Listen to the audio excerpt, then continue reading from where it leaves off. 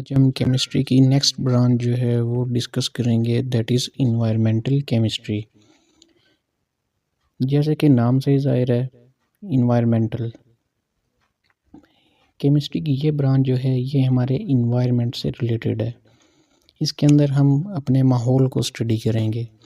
ہمارے ارد گرد بہت سارے کیمیکل اور بایو کیمیکل فینومیناز جو ہیں وہ اکر ہوتے رہتے ہیں۔ کیمیکل ریئیکشنز سے مراد جیسے کہ کوڑا کرکٹ کو آگ لگنا، اس سے بھی ہمارے انوائرمنٹ میں جو ہے وہ پولوشن بڑھتی ہے۔ اور bio chemical phenomena, for example اگر کوئی جاندار جو ہے وہ مر جاتا ہے تو اس کے اندر بیکٹیریا جو ہے وہ توڑ پھوڑ کرنا شروع کر دیتے ہیں، جس سے ایک سمیل سی پیدا ہوتی ہے۔ وہ سمیل ہمارے انوائرمنٹ کو جو ہے وہ آلودہ کر رہی ہے۔ تو انوائرمنٹل کیمسٹری بیسیکلی انہی کیمیکل اور بایو کیمیکل فینومیناز کی ایک سائنٹیفک اسٹڈی ہے۔ نیکسٹ پوائنٹ ہے fates of chemicals. Fates of chemical کا مطلب ہے کہ ایک کیمیکل جب کسی دوسری فارم کے اندر چینج ہو جاتا ہے، فار ایگزامپل ایک باٹل کے اندر کیمیکل ہے تو وہ ریئیکٹ نہیں کرے گا۔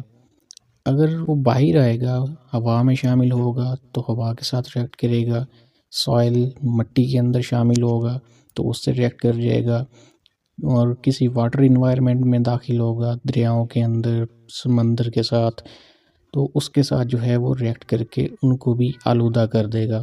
تو انوائرمنٹل کیمسٹری کے اندر ہم اس کے سورسز کو دیکھتے ہیں، فیٹس آف کیمیکل کے سورسز کون کون سے ہیں، ان کے ریئیکشنز کو دیکھا جاتا ہے اور ان کا انوائرمنٹ کے اوپر کیا ایفیکٹ ہے۔ ہمارا انوائرمنٹ آلودہ ہو رہا ہے تو اس کے اندر ہماری اپنی ایکٹیویٹیز بھی جو ہیں وہ شامل ہیں۔ فار ایگزامپل اگر کسی کی موٹر سائیکل سے دھواں نکل رہا ہے تو اس سے بھی انوائرمنٹ آلودہ ہو رہا ہے۔ اگر کسی فیکٹری سے دھواں نکل رہا ہے تو وہ دھواں بھی جو ہے وہ ہمارے انوائرمنٹ کو آلودہ کر رہا ہے۔ تو یہ ساری کی ساری ہم ہیومن کی ایکٹیویٹیز ہیں۔ انوائرمنٹل کیمسٹری کے بغیر ان ایفیکٹس کو اسٹڈی کرنا ناممکن ہے۔ اس کے علاوہ انوائرمنٹل کیمسٹری جو ہے ہمیں ہیلپ آؤٹ کرتی ہے کہ ہم پولوشن کی کازز کو ڈسکس کر سکیں، ہم پتہ لگا سکیں کہ پولوشن کی کازز کیا ہیں، اس کے انوائرمنٹ کے اوپر کون سے ایفیکٹس ہیں، اور اس پولوشن کا جو ہے وہ سلوشن کیا ہے۔ اس کے بعد نیکسٹ برانچ جو ہے وہ ہے انالیٹیکل کیمسٹری۔ لفظ انالیٹیکل نکلا ہے انالائز سے۔ انالائز کا مطلب ہوتا ہے تجزیہ کرنا، کسی چیز کے بارے میں جانچنا۔